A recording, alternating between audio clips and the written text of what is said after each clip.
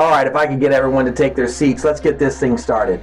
Today I want to talk about the 5 growth strategies that you can implement in your business. A significant impact begin to occur. The number one, and probably my favorite, is referral networking. Now I want to talk a little bit, what is a referral? Well, a referral is a word of mouth recommendation that someone might give you to another for the purpose of doing business with you. This is probably one of my favorite, referral networking. Referral networking is one of the cheapest cost of customer acquisitions in the market. It's all about us creating satisfied customers that are willing to share our recommendation to others, to their friends and family that also might be in need of our services. One of my favorite organizations is Business Network International, or ING, Inspiring New Growth. Those are great networking opportunities where we can get together with some of our business peers and get to know one another so that we can easily pass referrals. One of my favorite stories in the referral group, and I've probably shared this with you all before, I asked my group for a referral to a project manager for one of the local construction companies. One of my friends in the room said, hey, I could do one better. I could introduce you to the owner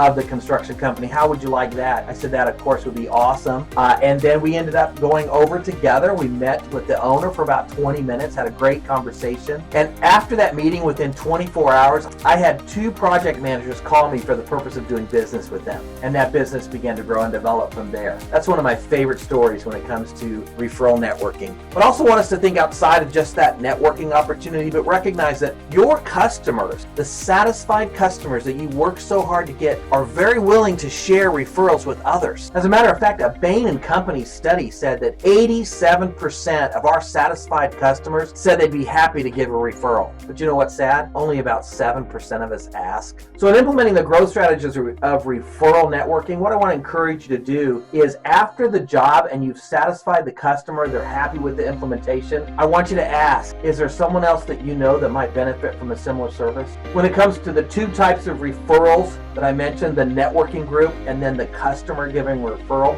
the idea on the networking group, if I shared with a customer of mine, hey, I would highly recommend Johnny from XYZ company, they'll take great care of you, they're in my networking group and they've done a lot of great work for me, versus a satisfied customer that says, hey, you should really use Johnny over at XYZ. They did work for us and we're so happy with the work that was done. I'd highly recommend them. Now, between those 2 referrals, they're very great sources for referrals. But I have a question. Do you think that the referral networking referral might have a little bit of suspicion in that, oh, they're in your networking group, so they must be getting some sort of kickback, versus a satisfied customer referral that they hear the customer say, they did a great job for me, I would highly recommend them? I think you can see that the satisfied customer has a little more impact when it comes to a great referral opportunity. And again, I think though networking groups are a wonderful opportunity, and I highly encourage you to get involved in a networking group in your city. So growth strategy number 2 that I want to talk about today is customer care calls. When we're customer centric, when we're customer minded, we're constantly making sure that our customers are satisfied with our work. Listen, the customers that you've already acquired are a great opportunity to continue that relationship with. Down the road, eventually get some more sales through that customer. The idea is that you're calling on your customer base on a regular routine basis of some kind, but our goal is to reach out to our customers and say, hey,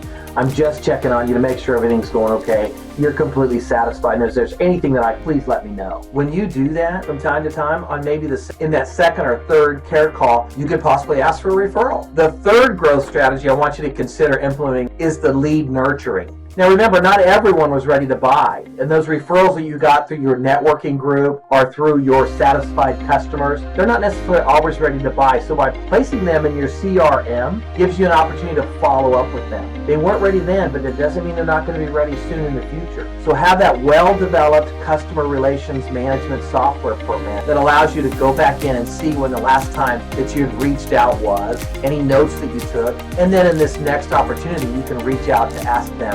It's been 6 weeks since we talked last. I was just curious if anything had changed and you're ready for some forward momentum on the project that we discussed. Continually nurturing those leads in a systematic, routine basis is a great opportunity to get future growth without having to start back at 0.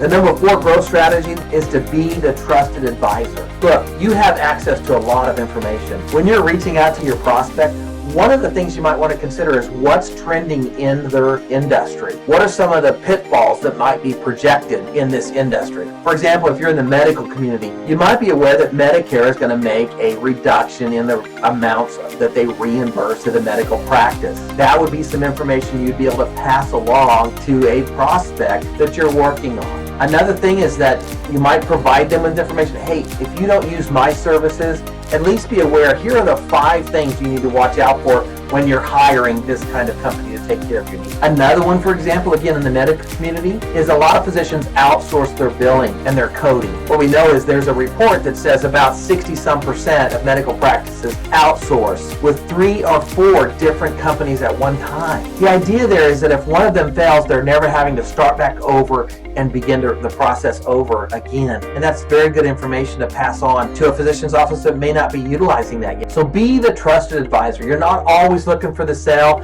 If they ask you, hey, would you be willing to provide this kind of service for us? And it's a service that you know is not a great fit for your business to match with theirs, then be willing to walk away from the sale by saying something to that effect. Listen, I want to look out for what's best for you. I recognize that this need. I'd love to meet that need. I don't think we'd be a good fit in this instance, and I want to recommend that you pursue such and such. Be that trusted advisor so that your prospect might come back to you later and say, hey, you did such a great job giving me that information, that referral. I wonder, can you help me now? And the last one, number 5 growth strategy, is really deals with your marketing and your media content. Be sure to highlight your expertise in your industry. All of your content, your website should communicate to your prospects, and even those that you haven't even made contact with, that you are the expert in this industry. Be sure to highlight those successes that you've had, the progress that you've made, the benefits that you've given to your clients. Be sure to share those success stories in your media content. That provides that potential prospect with the idea that this person could take care of mine as well.